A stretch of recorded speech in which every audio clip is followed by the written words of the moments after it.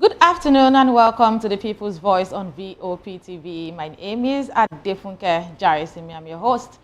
Today, May 29, 2025, marks a significant milestone, President Bola Ahmed Tinubu's 2-year anniversary in office. As Nigerians across the world join us to celebrate and assess his midterm scorecard, we are eager to dive into the highs and lows of his administration. The President, Bola Ahmed Tinubu, has been touting his renewed hope agenda as a game changer, claiming that it will reduce the cost of living, promote economic justice, and build a business-friendly economy that benefits every Nigerian. In his nationwide address today, he emphasized that his reforms are laying the foundation for a more sustainable future. He thanked Nigerians for their unwavering support, acknowledging that the journey has been turbulent, but assuring that their steadfastness has been vital in confronting inherited challenges head-on. On his part, the Kogi State Governor Ahmed Ododo has also weighed in, congratulating the President Bola Ahmed Tinubu on his second year in office for demonstrating visionary leadership and inspiring resilience among Nigerians through bold and transformative policies. According to the Governor of Kogi State, Governor Ododo, the renewed hope agenda has brought bold reforms, national recalibration, and a new sense of purpose across critical sectors of the economy and governance. However, not everyone is singing the praises of the president. Not many people have too many amazing things to say about this administration. Critics argue that the administration could have done better, particularly in areas like gender representation and economic policies. On her part, Omowumi Akingbongbe, Executive Director of Women in Business, Management and Public Service, WIMBIS, highlights the administration's failure to fulfill its promise of elevating women female representation in leadership in Nigeria. She pointed out that out of over 40 federal ministers, only 8 are women, a far cry from the 35% target as promised by the president in his inaugural speech. Moreover, in the recent appointment of the new board for the NNPCL, only 1 out of 11 appointments was female, which is woefully short of the 35% commitment. Akingbongbe emphasizes that having balanced female representation in leadership and policy-making roles is crucial for a 360-degree view that considers social, economic, and governance impacts. Well, on the part of the opposition, it's no longer news that the opposition is also gearing up for the 2027 elections, with some working on a coalition to unseat President Bola Ahmed Tinubu. Atiku Abubakar, a former vice president of Nigeria and the PDP presidential flag bearer at the 2023 elections, has been scathing in his assessment of President Tinubu's administration. In a personally signed statement, Atiku, very vocal and bold, labeled the government as incompetent, disconnected, and anti-people, alleging that the administration has deepened poverty and set new records in wasteful public spending, something a lot of people have termed as failed, with a lot of cover pages saying Atiku Abubakar calls Tinubu's 2-year administration failure. He specifically noted that the government has not only made millions of Nigerians struggle to survive, but has also led the nation to become the capital of malnourished children in Africa, surpassing even Sudan, a nation at war. Atiku's criticism underscores the growing discontent with President Tinubu's administration. So today on the show, as we commemorate this milestone, we invite you, our viewers, to share your thoughts and assess President Tinubu's administration based on your personal experience. As the renewed hope agenda delivered on its promises, how do you think that this administration can improve, particularly in areas like gender representation and economic policies? Do well to call in or text us on 090-447-32605 or engage us on social media using the hashtag People's Voice on VOPTV. And do not forget to click the subscribe button on our YouTube channel at Voice of the People TV. Your voice matters, and we at VOPTV are eager to hear your perspectives. Well, it's time to go on a quick break. When we return, we'll dive deeper into these issues and more on People's Voice. Stay tuned.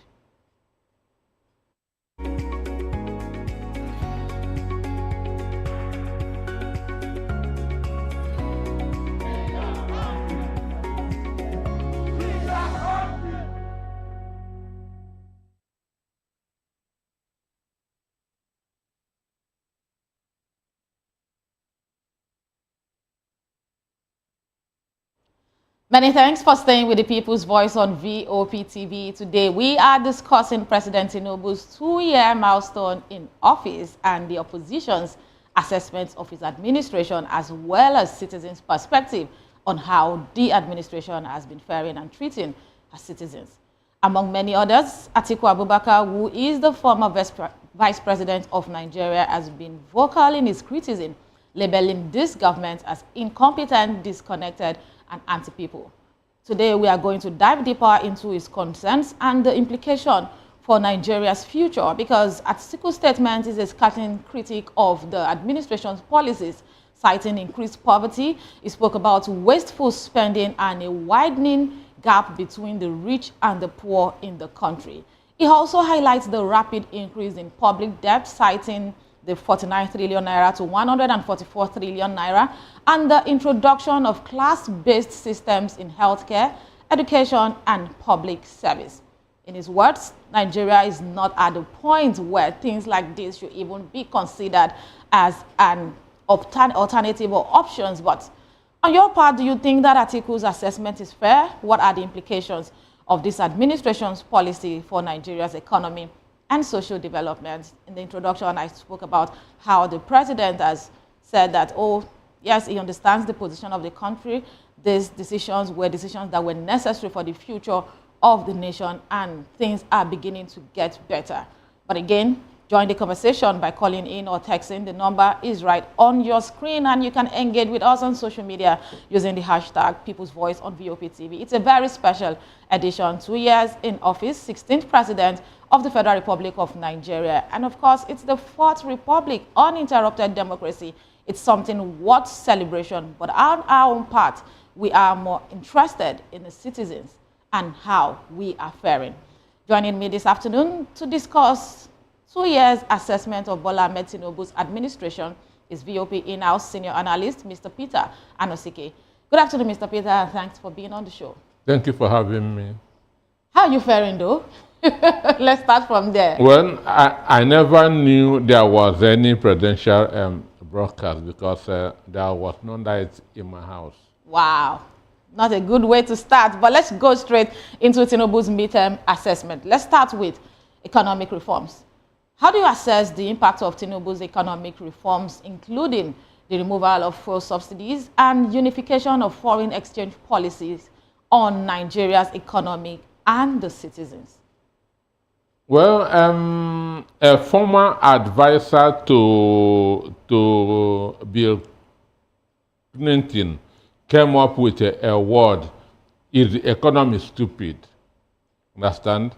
And that was when Bill Clinton was running for the president of the United States.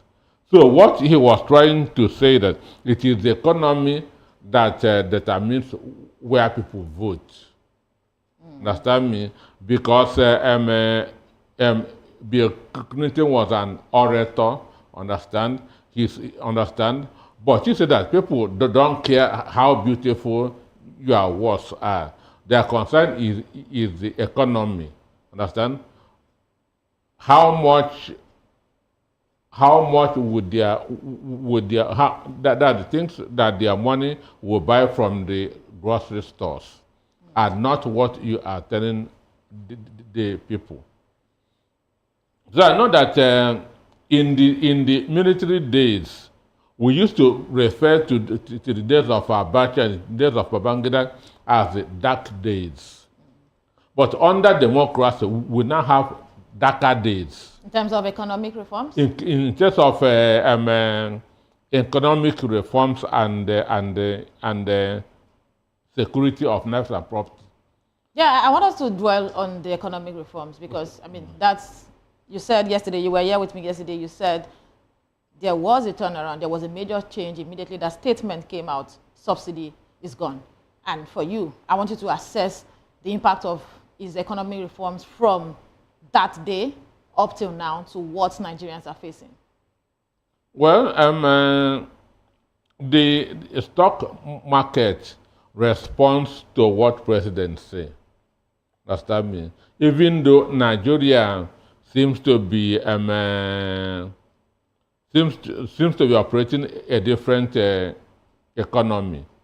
But the stock market everywhere responds to what the president said, because his words give direction, either negative or positive.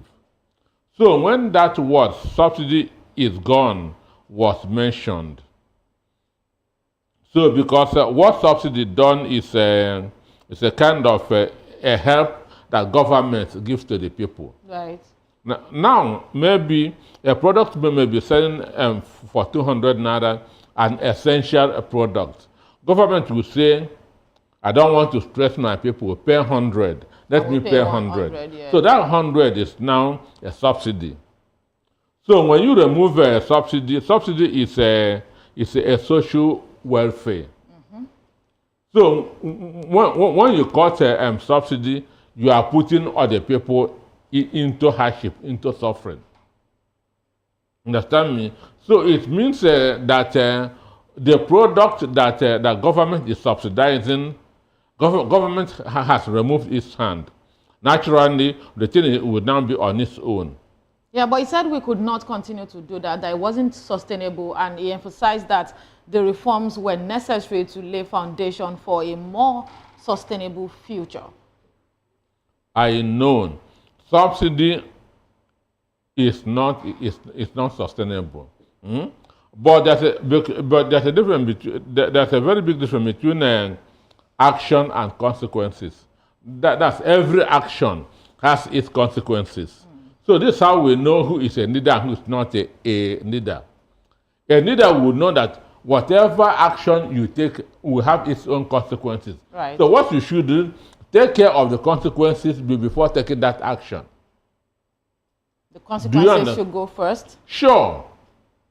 That's how we know who a leader is. But in a situation where where things are getting really bad, you know, let me liken it to the situation of being in an accident. You know, there are times people are involved in an accident and they said that they either have to cut off a part of the body to be able to keep the person alive, to avoid spread, if that's the word. So don't you think that Nigeria was at a point where some things needed to be cut off for the system to survive?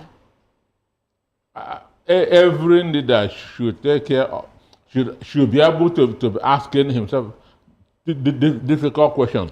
If I do this, what will be the consequences? If I take this action, what will be the consequences? So when you address that consequences and now take that action, it will not have that severe impact on the life of the people. So that was the mistake that Tinubu made. He should have asked himself, because the speech that Tinubu read on the podium on that day, subsidy removal was not there. He said so. He said he was marching toward the podium, he was overcome with a courage. To do that. To do that. Understand me? A kind of a transfiguration. Like this is the right time to do this, and I'm going to do it regardless. But if you talk about consequences, Mr. Anosike, he had said that some of the consequences was for Nigerians to suffer for the time being so that we can enjoy a better future. Don't you think that was well thought? It wasn't. Tinubu was part of Buhari's administration. How? Tinubu was the national leader of APC. Okay, so parties now have a role to play in governance? Tinubu was national leader of APC. Yeah, I need to understand that political parties play a major role in governance. You cannot exonerate Buhari's failure from Tinubu. Okay. You can never exonerate Buhari's failure from Tinubu. Tinubu contributed to Buhari's failure. That's why I know that Tinubu cannot do anything different from what Buhari did. So let's talk about it. He contributed to Buhari's failure. Cite instances. He has Buhari's ears. Tinubu cannot be turned off from going to see. Tinubu cannot be turned off from going to see Buhari. I think you know that. Well, we didn't have so much record of them visiting each other frequently. We didn't see any of that. I say he cannot. He put him there in 2015. Right. He put the vice president there in 2015. He has unfettered access to any of them. All right. So wait, if he has any idea, understand, he can easily go and tell or the president, Buhari, do this or don't do this. Okay, I get that part now. But talking about access, we're talking about the position of the opposition on the assessment of his 2 years in office. And prior to this time where they have political differences, we also know that Atiku was a very good friend of Tinubu, both politically and personally. Do you think that Atiku also have that kind of access and should have done more than coming on social media or on the media spaces to advise Tinubu? Atiku is in a different political party. Okay, so it doesn't matter. Atiku is seen as a member of the opposition. And I have said that on this program, if you are in the opposition, it is not your responsibility to help the government in power. Okay. Understand me? Mr. Lozike, it is not your responsibility to help the government in power. You don't give them any solution. If you have a solution, you keep it to yourself. But the government in power can be responsible for the crisis in opposition. It is their responsibility to make sure the opposition do not stand. Sure, because both of you are running to... The government in power want to retain power. The people in the opposition want to remove the government. Okay, let's not dwell much on that. Let's go back to Tinubu's assessment. Let's talk about poverty reduction, which he promised, giving Tinubu's promise to uplift Nigerians from out of poverty. That was what he said. He was keen on transforming the lives of the larger population of Nigerians. But has he done that? Yeah, we had today. So that's a question for you. How do you evaluate this administration's performance in reducing poverty and improving the lifestyle of the people, the living standard? Well, let us use 4 indices. Okay. When Tinubu came on board about 2 years ago, what was petrol selling at? I didn't have a car. You tell us, Mr. Adosike. Okay. Petrol was over 100. Fuel was selling at about 200 per liter, or 400, at most 400 naira per Depending liter. on where you buy it from. Understand me? Now, what is it selling at? Times 2. What was the exchange rate when he came on board? It has gone... So before subsidy it was over 100, immediately after subsidy it was over 400, and now we are buying at over 800 naira. Over 800. Yeah. There's no way in the country you will buy fuel below 800. Right. Now, what was the exchange rate when in May 2023 and now? That time it wasn't over 700. Today it has gone times 2. Yeah, it's about 8,005 plus. Yes. Then what was the cost of transport fare? We are talking about things that affect the Nigerian people. What was the cost of transport fare? Anywhere, it has gone times 2. Or more in some cases. Now, what is the price of things in the market? It has gone minimum of times 2. So is your condition better now than 2 years ago? This is what you ask. You don't need to listen to the radio or read the newspaper or watch the TV. Just in your own house, you know that you are worse off now than 2 years ago. There are some people that might say that, man, the administration had made their lives better. Example, what are they doing? I'm just saying.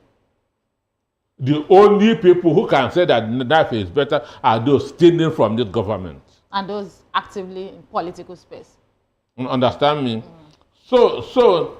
And I'm representing the Nigerian people. That is what we were about. I'm speaking on behalf of Nigerian people. I've given you indices to check whether the life of Nigerians are better now. So your evaluation is that the standard of living is nothing to Everything has crashed. Reducing poverty, that's a lie. Everything has crashed. So the idea that I'm coming in to reduce poverty for you is a no-no, because the reality of Nigerians... For every sincere, even including you, if you are sincere. I'm asking questions. I'm not answering questions. You are speaking on behalf of... But you are a Nigerian. You were talking about your political party yesterday, the suffering... SNPP, Suffering Nigeria People's Party. Exactly. Suffering Nigeria People's Party. Exactly. So that's the people I am representing. So the money that you are sending 2 years ago, what it can buy today, it cannot even buy half of it. I not even buy a quarter of it, actually. Okay, so it's better now than 2 years ago. With this, you can now judge whatever he said this morning, because I thank God hear. that I didn't but you know that we are very, very strong people when it comes to religion. Nigerians, no matter what happens, we still tell you that by the grace of God. If it was to be my Christian side you are talking to, I will tell you that God forbid, because you cannot speak for me. In the mighty name of Jesus, I'm not poor in Jesus' name. No. That's on the lighter note, actually. But let's talk about security, Mr. Anosike. Nigerians are surviving through self-help, not through government effort. Right. Nigerians are surviving through self-help, because Nigerians are by nature rugged. Understand me? That's what will happen in America, everywhere where we will be shut down. What will happen in Britain, everywhere we will shut down. But 2 times of that will happen in Nigeria. Everybody will be moving on as if nothing happened. So, Mr. Anosike, we've talked about economic reforms, which is a failure. We've talked about poverty reduction. World Bank say poverty will worsen in Nigeria by 2027. So for poverty reduction, another failure in your words. Let's go to security. What is your assessment of the Tinubu'S administration? Can you let me just finish? It's a no-go area. What are you talking about? Well, he talked about the fact that his administration was going to put in a lot of effort to improve security nationwide and have been effective in reducing threats to lives and properties. That's his word. But I know that even earlier today, there was a post from Omoyele Sowore where he talked about where Nigeria was in terms of security before now to where Nigeria is. As a matter of fact, he even alleged that Boko Haram was limited to a certain region before. But right now, insecurity has become a major menace across the country. But on your part, how do you assess security so far in Nigeria? The governor of Borno State, Zundum, Professor Zundum, said that Boko Haram are now using sophisticated equipment, including drones. And for the first time, they begged for a politically, an approach that is not politically involved. Understand me? So that means there's a big problem. So which means it is getting worse. Turuji, till today, he kills people for fun. Understand me? Operating between Sokoto and Zamfara. Mind you, Zamfara was carved out of the old Sokoto state. So Turuji is still operating there. And under Buhari, we had just 3 terrorist organizations. Today, they are now about 5. Mr. Anosike, Tinubu has claimed to be bold. A lot of his followers and apologists will tell you that, oh, he has made tough decisions. But when it comes to security, do you think that is being political, or what exactly do you think is the problem? One, I will be sincere in this. Insecurity is a political tool in the North. Understand me? When they don't like you, they begin to unleash it on you. By killing their own brothers? They begin to that's what they did to Jonathan. Understand me? We are now hearing today that the attack in Abuja wasn't suicide bombing. But 2 days ago, it was confirmed that it was a suicide bombing. But just on weekend, don't want people to believe that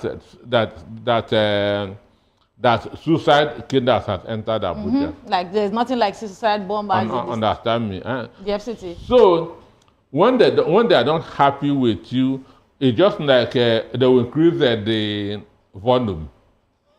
Understand me? They will increase like tune it up. Yes. Then they tune it down. Understand me? But really, don't you think that there's more that the president is capable of? For me, he made some strategic appointments, understand me, in the security by appointing that's a Christian, Christopher Musa, from southern Kaduna. Understand me? It is strategic. But the people under you, understand me? And again, he was able to appoint the chief of army staff the Inspector General of Police from a different part of the country. Understand me? At least let us have a fresh perspective to this insecurity. Right. But those under you, one, you may tell them go here, they may choose not to go there. Is that even allowed in the military setting, that you tell them to go somewhere and they choose not to go that way? In the military setting, those soldiers go to mosque. Understand me? They respect their religious leaders than their political. Understand me? Even as a military person. He wants to go to heaven at the end of the day. And win 7 virgins. I don't know about that. All right. Thank you very much for that response. Let's move now to infrastructure. So for you, economy reforms, poverty reduction, security. Insecurity, none of them he has scored over more than 25%. Wow. Let's talk about infrastructure development. How do you rate Tinubu's administration's progress in developing critical infrastructures such as roads? We see what David Umahi is doing, healthcare facilities. We see Minister Pate, and education system. Alausa has always been in the news trying to respond to every issue that is related to every glitch, isn't it? So how do you evaluate that infrastructure? Well, for me, as I'm sitting down here, I cannot mention 10 of Tinubu's ministers. Reason, because most of them are not active. But Dave Umahi has been in the news. Understand? And that shows he is active, because it's only when you are active that the media will be reporting you. Yeah, you don't even need to call them. There's always something that the media is coming after. So he has been active on his own. Then the Minister of Interior, Ojo, isn't it? Basun Tijani, that's Interior. Okay. So this thing that he's doing about international passport, you can stay in your house and access it. So it's only very few of his ministers that are performing. Even the airports, the correctional facilities, there have been a lot of reforms. Because reform then, but it's going to slow down. Because first is Kiyamo, who happens to be my very close friend. At least on many occasions before he crossed over to the other side. To Kenaland. Understand? We have many ministers that maybe buy fried corn or boil one, cut it into 2, understand me. That shows you how close we are when we thought that we are all fighting for the interest of this country. So right now you think he's no longer fighting for the interest of the country? No. It's not. But do you think that the fight for the country has to be unified? Do you think that we have to go the same way to prove that we naturally love the country? Is there a standard for who loves the country more? You must be on the side of the people to show that you are fighting for the people. The country is the people. It is the country. It is the people that makes the country. An instance, one of the criteria for creating states is 800,000 people. Understand me? Right. So everything should be about the people. People-centered. Government is about people. Right. Politics is about, when they say that politics is a game of numbers, that numbers is the people. Right. So when you remove yourself from the people, you are no more fighting for the interest of the country. So Kiyamo was very active because he wanted to be the governor of Edo in Delta. In 2027. So he wants to be in the media, he wants to be everywhere, but that road had been shut down. So he's not going to be because of the fraction of sure. So he's not going to be as visible as before. So what you were seeing before in the aviation is going to slow down. Oh, that's new. I never thought about it from that perspective. So you think that for politicians, there's always a goal which they target. No, a lot of governors want to work first term so that they can win second term, and now still money in second term. But there have been governors that, I mean, some people have said, oh, they did the barest minimum in the first term, and the second term, they are not doing badly. I can speak about Ogun State to an extent. I mean, a lot of people did not even expect a Prince Dakwa Abiodun doing all of or most of the things that is even doing in the second term. So would you say that it's a general thing, or maybe there are some general thing. Maybe peculiarities? There can be few exceptions. Understand? Okay. But most governors try in their first term because they want what they will use that to run on convince for second the people term. for the second term. Then so, announce still money in the second term. So far you've done only about 25% or less for 3 conversations that we've had. And on this infrastructure development, how much? No, I said that. How much score are you going to give to the administration? Well, I said that the Minister of Works, Dave Omani. Yeah, you've talked about it. You've talked about interior. So, and there's the interior. You didn't talk about the Minister of FCT. I don't want to talk about it. Let's move straight to talk about accountability and transparency.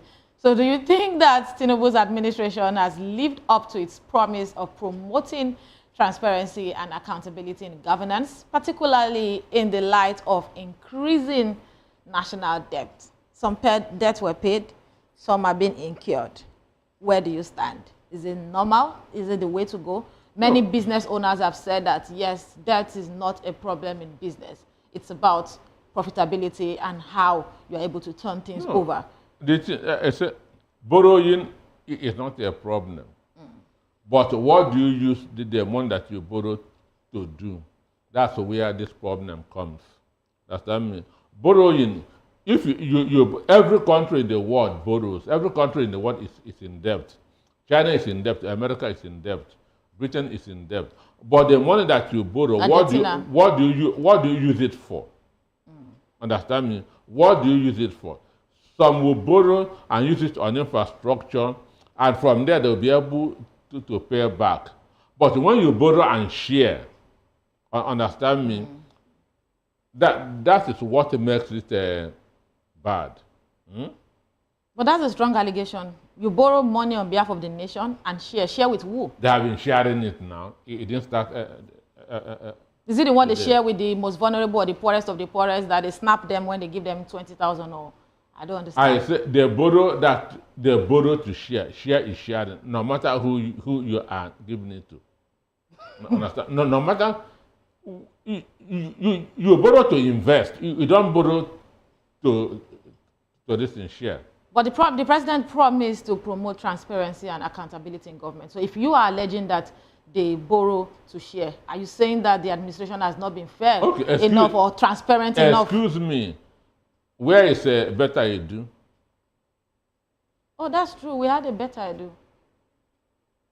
Is he in Ikuje or Kirikiri prison? Because he was removed from office for alleged misappropriation of funds, yeah. Then, and you are so if you are removed from office, you go home and stay. Is that how a government is run? Understand?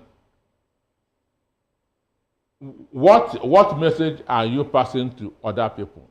Which I can steal. So when I come in, I can go as far as stealing, and the worst that can happen is to be suspended or expelled. Or sacked, and I'll go back to my house and enjoy the money. So what message are you passing? So when you're talking about transparency, that's accountability, it is not happening. Okay, so I've highlighted economic reforms, reduction in poverty, infrastructure, accountability, and transparency, and for Mr. Anosike. I don't know what your opinions are. For members of my party. For members of his party. The Suffering Nigeria People's Party. Suffering Nigeria People's Party. Your president is here saying that for you all, it could only talk about a few ministers. Every other thing that we've highlighted, it's less than 25%. That's not a fair one. As I'm sitting, I don't know all the Minister of Science and Technology. If you know, you tell me. Do you know? Mr. Osike, these people have and been the world is going into tech. They are working underground. Underground. Yeah, they are going for trainings. You know that when you employ people into organizations. Or they are working, or their work is in the pipeline. No, the work cannot be in pipeline. It's still undergoing training. Let's go on a break, Mr. Osike. When we return, we'll come back to talk about the plight of the Nigerian people in the 2 years of Bola Ahmed Tinubu's administration. Stay with us.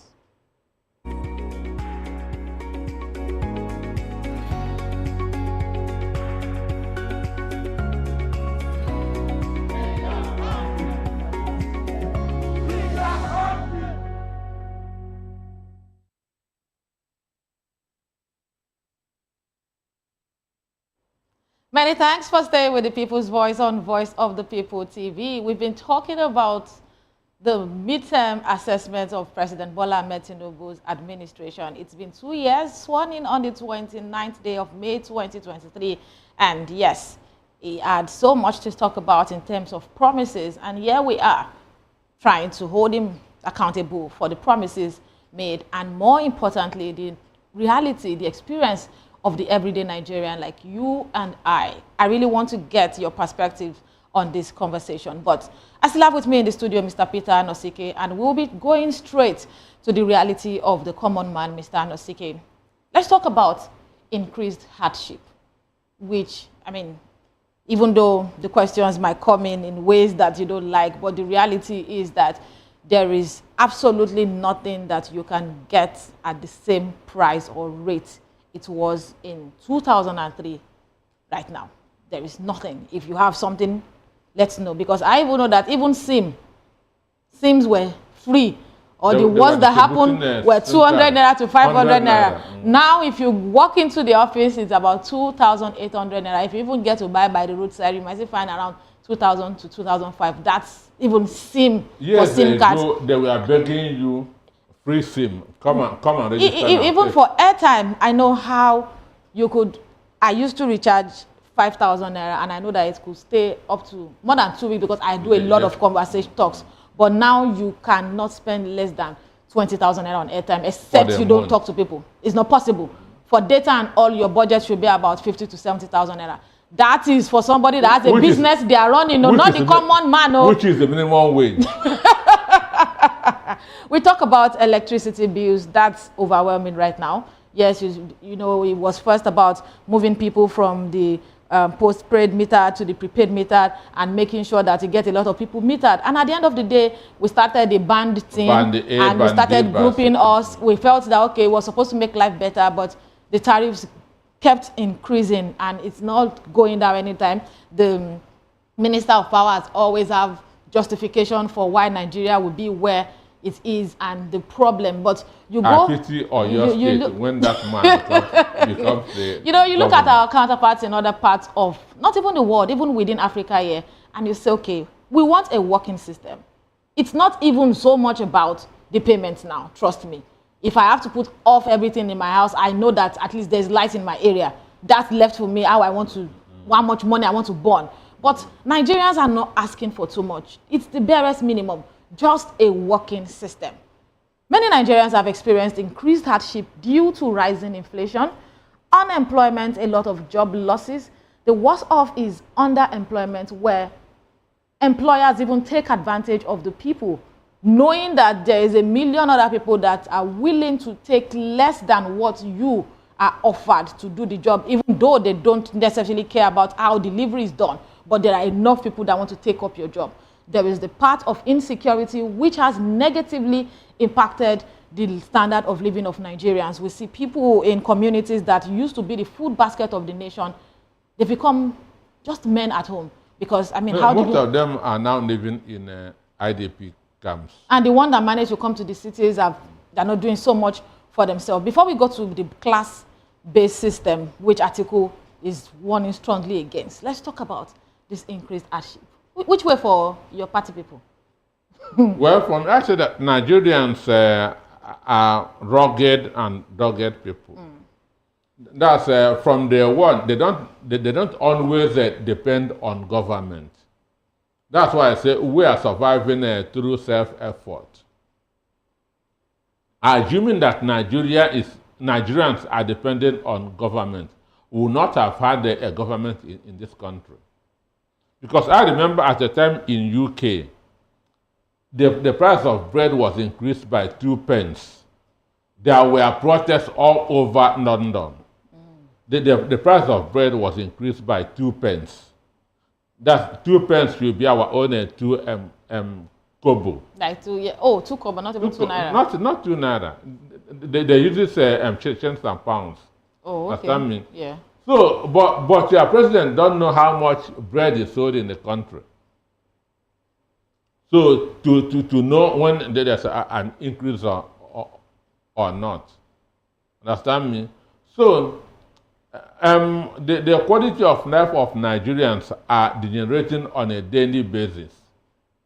The quality of life of Nigerians, I say, the only way to measure a government that is doing well is the quality of life of the people. And a German philosopher by name Jerry Bentham said that the purpose of government is the happiness of the greater number of people in a given space. The happiness of the greater number of people in a country. Then how many people are happy in this country? It's not up to 1%. It doesn't matter whether you are a Christian, a Muslim, APC, PDP, Labour Party, ADC. Or PDAPC. How many people are happy in this country? I think another major problem is this class-based system, which is the introduction of class-based system in healthcare, education, and public service. It's been reported that this has caused a wide gap between the rich and the poor, making it difficult for low-income earners to access basic services. And that is even the worst place to be when we now have a society that believes in hierarchy. It's even difficult to call anybody as a middle-class citizen in Nigeria right now. No, that say that you are gone. rich or you are poor.